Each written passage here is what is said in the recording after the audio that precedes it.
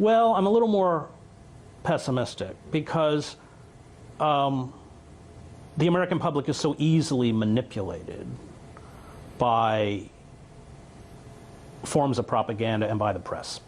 And I would, as an example, give ISIS. You have militarized drone strikes, cruise missile strikes, Hellfire missile strikes. These people have been brutalized.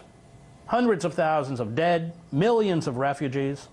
We have decapitated far more people, including children, than ISIS ever has.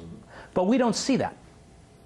We don't see the effects of our brutality and our violence. We see the reaction to that brutality and violence. So we don't understand, in essence, how the brutalized became brutal. We don't understand that these figures are our creation. And that's dangerous because that is the failure of the press. A functioning press, and to understand is not to condone. I'm not condoning this. But we have to understand. We have to understand what we're doing, and we have to understand the effects of what we're doing.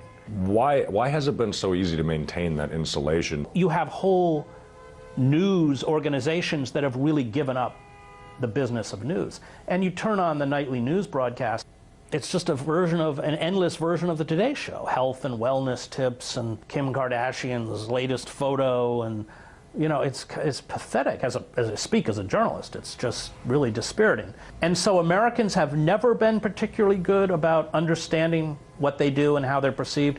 But now it's just a giant black hole. It's almost impossible to even get the information at all because the mainstream press, it just doesn't do it. There's been a terrible deterioration. Huge swaths of the news industry are really in the business of entertainment, not news.